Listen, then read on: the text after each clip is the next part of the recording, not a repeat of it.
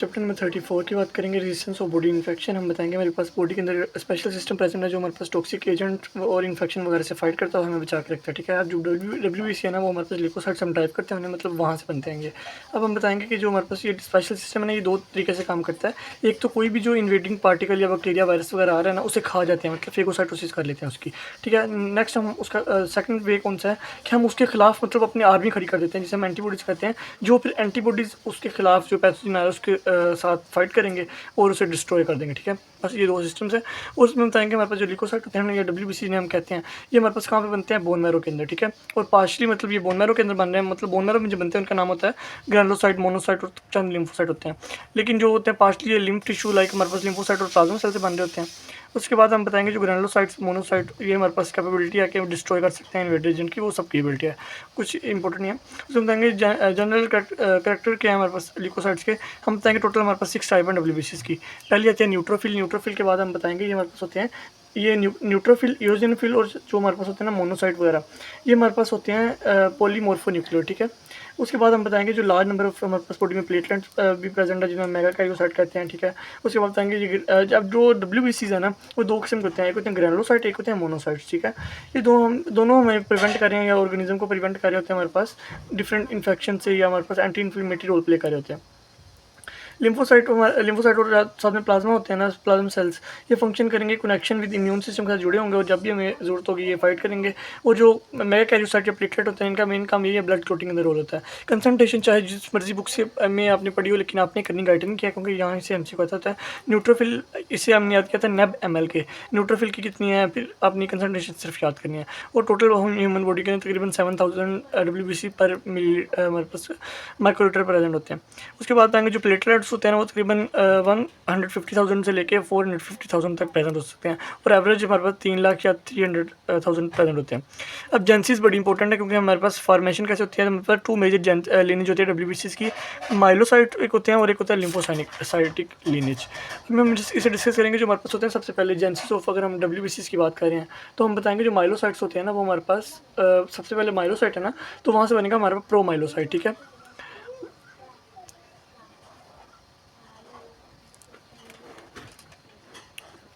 Genesis of माइलोसाइट की बात करेंगे तो हम बताएंगे हमारे पास सबसे पहले होता है माइलोब्लास्ट होता है, वो प्रो माइलोसाइट में कन्वर्ट होता है। अब प्रो माइलोसाइट बहुत अच्छा है, क्योंकि यहाँ से 3 चीज़ें बन सकती हैं, न्यूट्रोफिल बन सकते हैं, यूजेनोफिल बन सकते हैं, बेजोफिल। इसे हम कहते हैं कि माइलोसाइटिक लीनिज है, क्योंकि यहाँ से माइलोसाइट्स बन रहे हैं।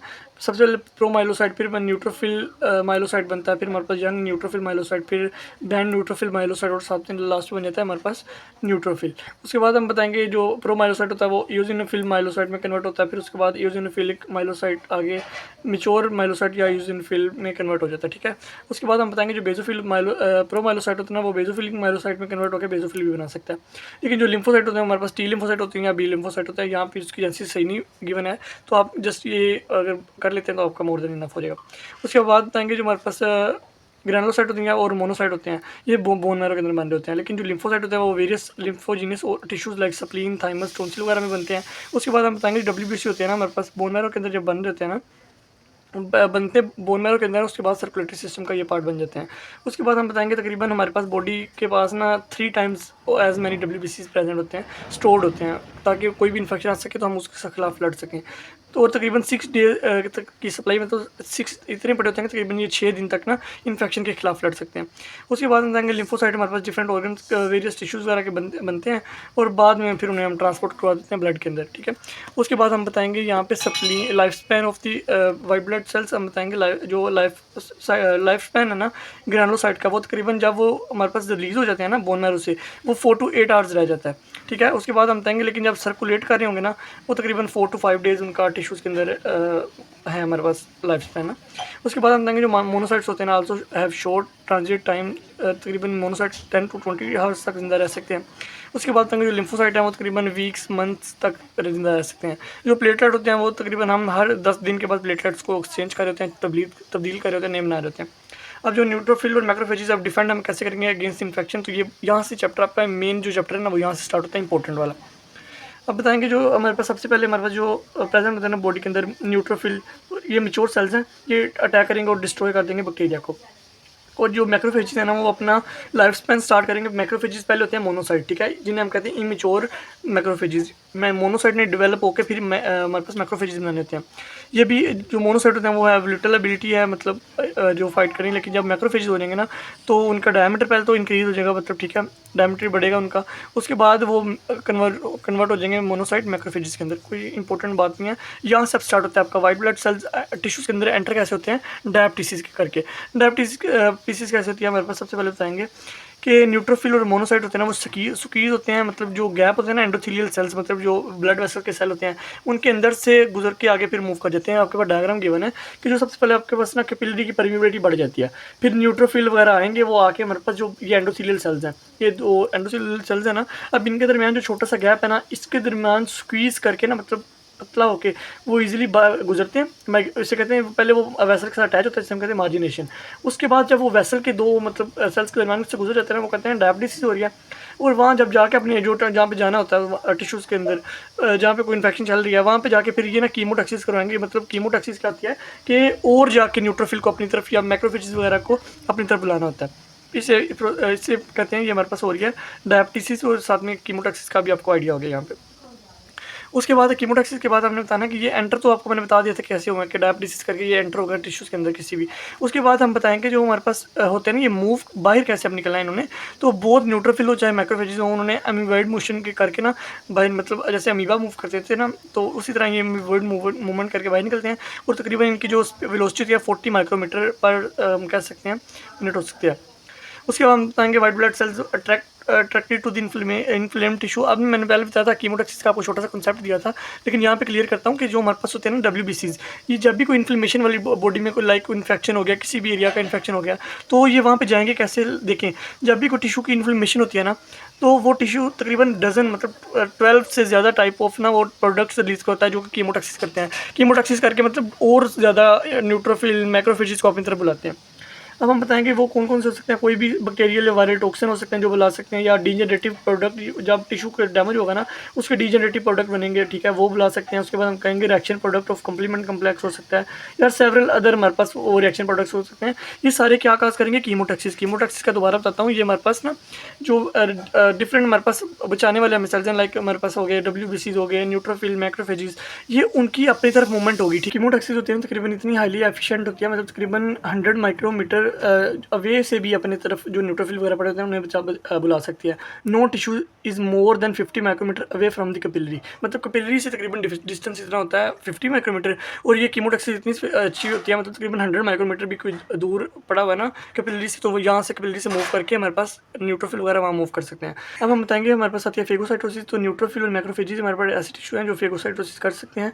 ये करेंगे कैसे, लाइक हमारे पास जो जब भी कोई पैथोजन वगैरह आएगा ना, तो 3 प्रोसीजर के अंदर, मतलब इसकी जो फेगोसाइटोसिस होती है 3 चीज़ों पर डिपेंड कर रही है कि फर्स्ट जो आ रहा है हमारे कोई बैक्टीरिया पैथोजन आ रहा है उसकी सरफेस स्मूथ कितनी है।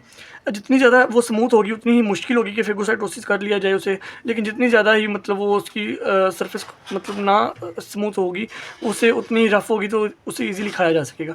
सेकंड जो चीज़ होती है वो हमारे पास डिपेंड कर रही है, हमारे पास कवरिंग, प्रोटेक्टिव कवरिंग प्रेजेंट होती है। तो अगर उनके ऊपर प्रोटेक्टिव कवरिंग प्रेजेंट होगी ना तो उन्हें खाना मुश्किल होगा, लेकिन अगर जिनके ऊपर प्रोटेक्टिव कवरिंग नहीं है उन्हें हम इजीली खा सकते हैं।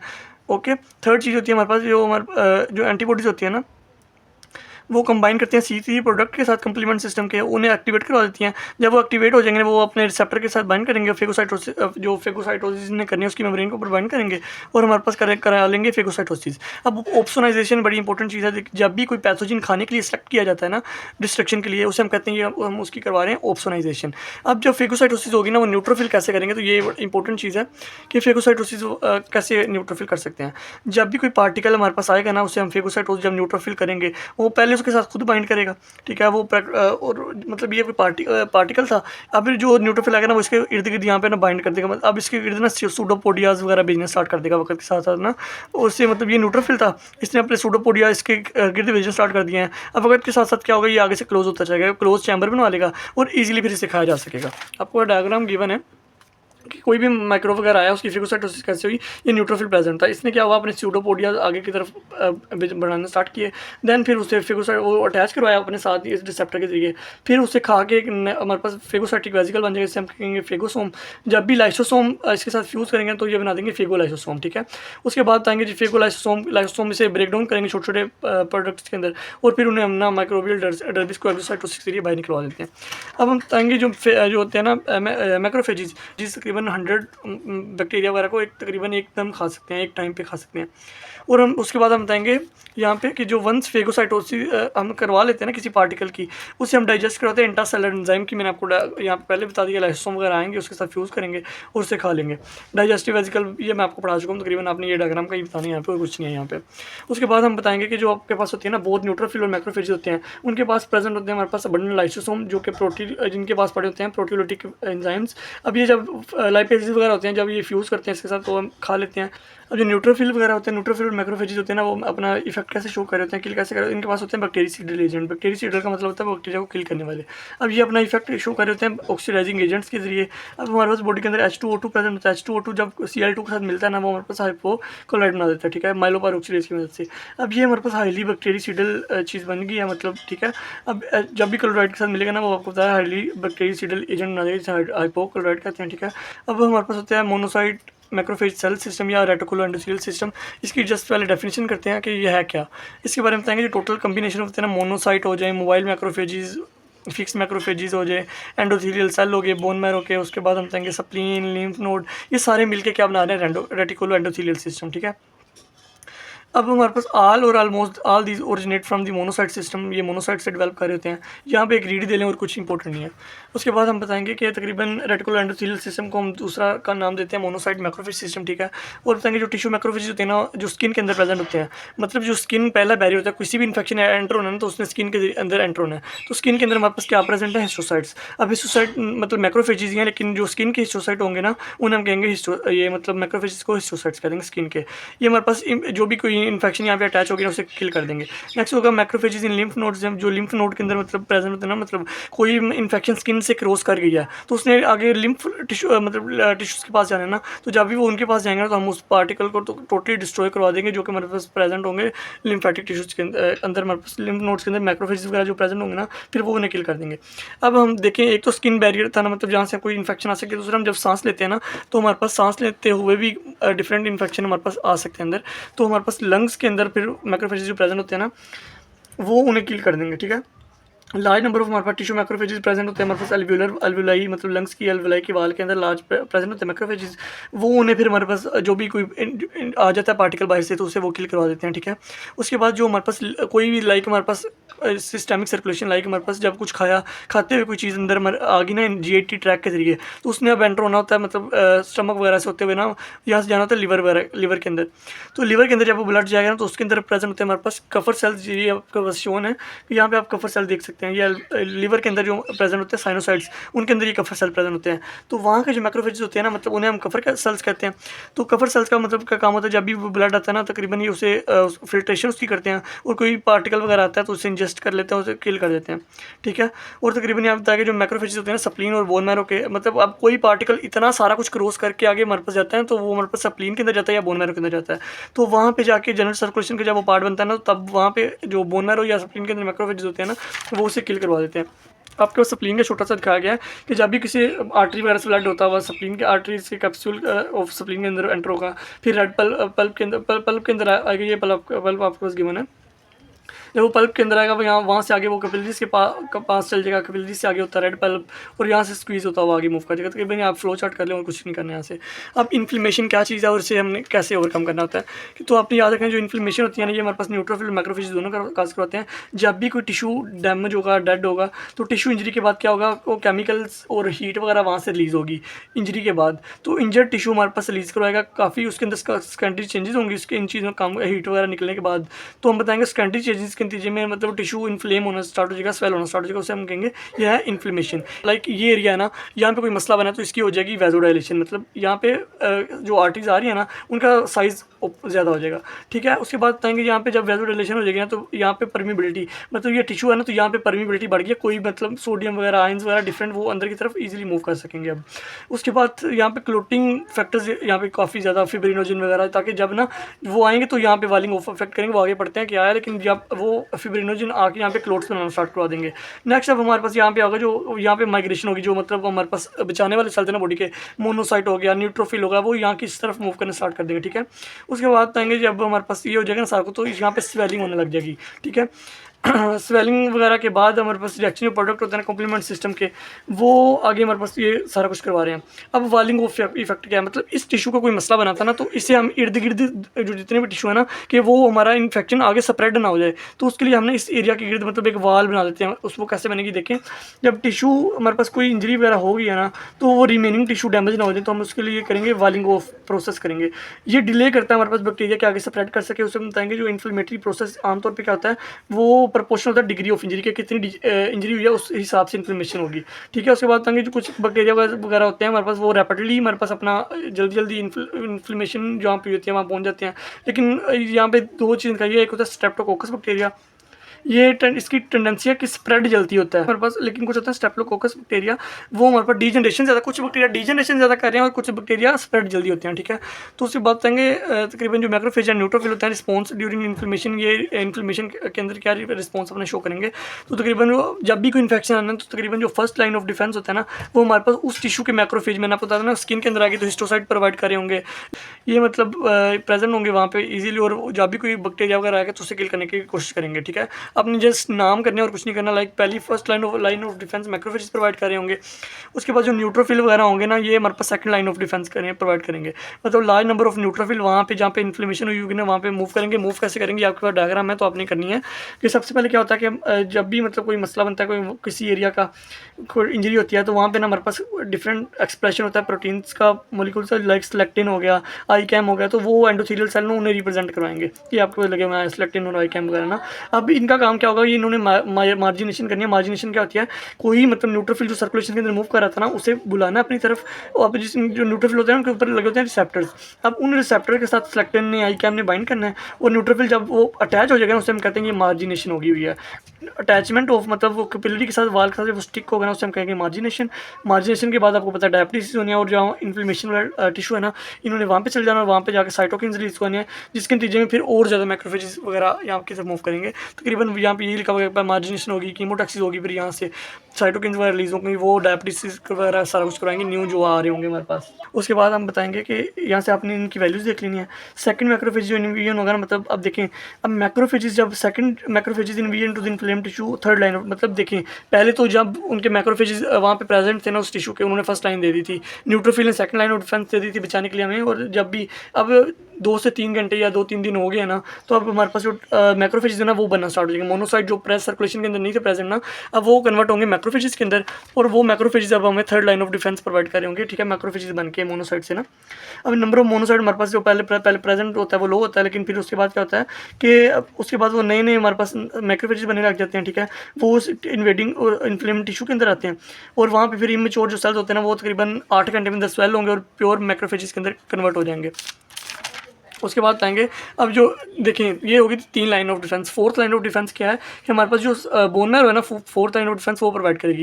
लाइक जो हमारे पास एक्टिव मैक्रोफेजेस वगैरह होते हैं ना, तकरीबन जब इन्फ्लेमेशन होती है, तो वहाँ पे देखें जो भी मतलब हमारी आर्मी थी मैक्रोफेजेस वगैरह वहाँ पे गए हैं, वहाँ किल हो जा रहे हैं, मरी जा रहे हैं, तो हमें नए नए मोनोसाइट न्यूट्रोफिल वगैरह की जरूरत होती है। तो फिर एक्टिव जो मैक्रोफेज है ना, वो रिलीज करता है ट्यूमर नेक्रोसिस फैक्टर, इंटरल्यूकिन 1 हो गया, हमारे पास granulocyte monocyte colony stimulating factor हो गया, ये आपके गिवन है।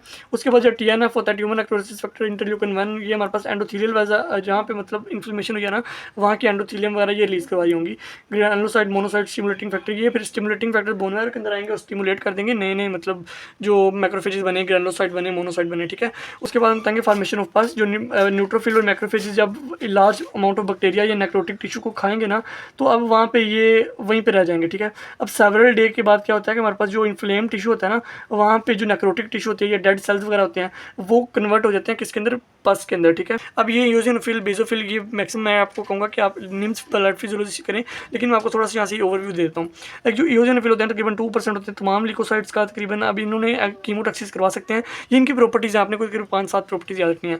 यूजिनोफिल तब आएंगे जब हमारे पास पैरासाइटिक कोई इन्फेक्शन होगी, ठीक है। पैरासाइटिक इन्फेक्शन के अंदर ये आ जाएंगे। उसके बाद जो हुकवर्म वगैरह था प्रेजेंट, उससे हम कैसे किल करना है तो हम बताएंगे। उसके ऊपर हाइड्रोलाइटिक एंजाइम रिलीज करवाने हैं, उसके अंदर मतलब हम और मतलब ऑक्सीजन लिथल मतलब लाइक हाइड्रोजन पेरोक्साइड वगैरह और ऑक्सीजन की डिफरेंट रिएक्टिव फॉर्म वहाँ पर रिलीज़ करवाएंगे उस पैरासाइट के ऊपर। और मेजर बेसिक प्रोटीन्स होती हैं उन्हें उनके ऊपर रिलीज़ करवाएंगे। अब जो डिजीज़ हमारे पास वो काज करता है result from the invasion of body muscles, जब के अंदर एक होता है ट्रैकिनिला पैरासाइट, एक होता है उसके खिलाफ भी ये रिलीज़ होंगे। मतलब जब भी कोई पैरासाइटिक इन्फेक्शन है तो यूजोफिल रिलीज़ होंगे। बेसोफिल है ना, ये हमारे पास लोकेटेड कहाँ पे होता है, हमारे पास कैपिलरीज के अंदर, ठीक है। अब ये रिलीज़ करवाएंगे हेपरिन वगैरह, ठीक है। उसके बताएंगे जो हेपरिन होता है आगे हिस्टामिन वगैरह, कोई ब्रेडिकाइनिन वगैरह, आगे सेरोटोनिन वगैरह रिलीज कराएंगे। अब यूजिनोफिल का बताया था जब भी कोई मतलब वो पैरासाइट वगैरह आ रहा था हमारी बॉडी के अंदर। लेकिन जब भी आपने एलर्जी की बात करनी है, किसी बॉडी को बंदे को खारिश हो रही है, एलर्जी हो रही है, उस एरिया के अंदर हिस्टामिन, ब्रेडिकाइनिन और सेरोटोनिन, बेसोफिल ही रिलीज करवा रहे होंगे। आईजीई इंपॉर्टेंट चीज़ है कि मतलब जब भी बेसोफिल आएंगे ना तो वो आईजीई की वजह से आएंगे और आईजीई बेसोफिल की वजह से आएगी। आपने बताना कि मतलब जो स्पेसिफिक प्रॉपर्टी होती है ना attach to the mast cells and the basophil IgE होती है ना, वो बेसोफिल और मास्ट सेल के साथ अटैच हो जाती है। जब ये स्पेसिफिक आईजीई अटैच हो जाएगी ना तो फिर हमारे पास ये रिलीज करवाएगी हमारे पास हिस्टामिन, ब्रेडिकाइनिन और जो बाद में एनाफिलैक्सिस वगैरह काज करवाएगी। यहाँ से कुछ ना करें, मतलब जस्ट एक नाम प्रॉपर्टीज़ कर लें। और आगे हम बताएंगे ल्यूकोपिनिया। ल्यूकोपिनिया क्या होगा, हमारे पास किसी वजह से बॉडी के अंदर प्रोडक्शन कम हो गया ना डब्ल्यूबीसी वगैरह की, तो लो डब्ल्यूबीसी को आप कहेंगे ल्यूकोपिनिया। ल्यूकोपिनिया की वजह से हमारे पास बॉडी के अंदर इन्फेक्शन डिफरेंट स्टार्ट हो जाती हैं, क्योंकि हमारे पास जब बॉडी के अंदर डिफरेंट मतलब डब्ल्यूबीसी वगैरह प्रेजेंट नहीं होंगे ना तो कोई भी इन्फेक्शन आके इजीली अटैक कर सकेगी हमें। तो हम बताएंगे तकरीबन विद इन जैसे ही हमारे पास डब्ल्यूबीसी कम होते हैं तकरीबन 2 दिन के अंदर माउथ के अंदर अल्सर वगैरह बनने लग जाते हैं, क्योंकि माउथ हमारा सांस वगैरह के जरिए पैथोजिन आते हैं और खाना वगैरह खाते हैं, तो पहली जगह माउथ के अंदर अल्सर वगैरह बनने लग जाएंगे। और ये होता कैसे, जब मैं बहुत ज़्यादा एक्सरे करवा लें या गैमा रेज वगैरह आ जाए ना तो वो बोन मैरो को डिस्टर्ब कर देते हैं और ये प्लास्टिक एनीमिया काज करते हैं। आपको पहले पता है, आपने पढ़ा है कि नहीं। उसके बाद बताएंगे leukaemia. Leukaemia blood cancer, WBC का कैंसर होता है ल्यूकीमिया, ठीक है। मतलब इसके अंदर डब्ल्यूबीसी की कंसंट्रेशन ज़्यादा हो जाती है। अब बताएंगे 2 जनरल हमारे पास ल्यूकीमिया होती हैं। एक हमारे पास आते हैं लिम्फोसाइटिक ल्यूकीमिया, मतलब लिम्फोसाइट मतलब टी लिम्फोसाइट और बी लिम्फोसाइट कम होने लग जाते हैं इसमें, बल्कि ज़्यादा होने लग जाते हैं। कैंसर प्रोडक्शन होती है हमारे पास लिम्फोसाइट या लिम्फोइड टिश्यू से टी और बी लिम्फोसाइट्स की ना।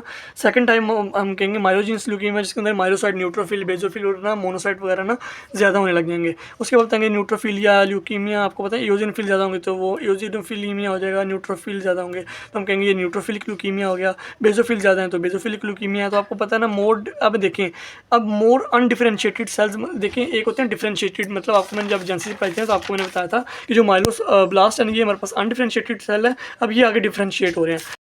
अब हम बताएंगे ल्यूकीमिया का हमारे पास बॉडी के अंदर क्या इफेक्ट होगा। तो हम बताएंगे जो फर्स्ट हमारे पास ल्यूकीमिया का देखिए मेटास्टेटिक जब ग्रोथ हो रही है, मतलब कैंसरस ग्रोथ हो रही होगी इन ल्यूकोसाइट्स वगैरह की, तो वो हमारे पास बोन मैरो वगैरह के अंदर इन्वेड करेंगे और वहाँ पे बहुत ज़्यादा पेन काज करेंगे, ठीक है। अब बोन के अंदर इतनी वीकनेस हो जाएगी तो वो बोन ईजिली फ्रैक्चर हो सकेगी। उसके बाद हम बताएंगे जो ऑलमोस्ट तकरीबन ये सारे ल्यूकोसाइट वगैरह ना मतलब स्प्लीन, लिम्फ नोड वगैरह लिवर के अंदर जाएंगे और वहाँ पे ये इन्फेक्शन काज करेंगे। और सीवियर एनीमिया देखें, अब सारे के सारे जो हमारे पास आरबीसी बनने थे ना उन्होंने मतलब कन्वर्ट हो जाना, मतलब अब हमारे पास इनका प्रिकर्सर स्टेम सेल तो एक है ना, तो जब ये आगे कन्वर्ट हो जाएंगे खाली डब्ल्यूबीसी की प्रोडक्शन हो रही है ना तो हमारे पास फिर दूसरे सेल्स की प्रोडक्शन कम हो जाएगी। लाइक हमारे पास ब्लड सेल्स जब कम होंगे तो वो अनीमिया काज करवा देंगे, प्लेटलेट कम होंगे तो वो थ्रोम्बोसाइटोपेनिया काज करवा देंगे। तो फाइनली देखें एक पर्सन के अंदर क्या हो रहा है कि इतनी ज़्यादा जब हमारे पास कन्वर्ट हो रहा है ना, मतलब सारे के सारे मतलब सेल्स ये कैंसर प्रोडक्शन या ल्यूकीमिया के अंदर ये डब्ल्यूबीसी वगैरह की, तो सारी एनर्जी अमाइनो एसिड वगैरह यहीं पे इनकी आगे प्रोडक्शन के अंदर यूज़ हो जाएंगे। तो बॉडी के अंदर कैलोरी डेफिशिएंट हो जाएगा, बंदे को बहुत ज़्यादा कमजोरी फील करेगा और जो तकरीबन नॉर्मल प्रोटीन टिश्यू है ना उसकी फॉर्मेशन कम हो जाएगी और टिश्यू जो डी एबिलिटी मतलब जो उनकी एबिलिटी है वो खत्म हो जाएगी तकरीबन, ठीक है।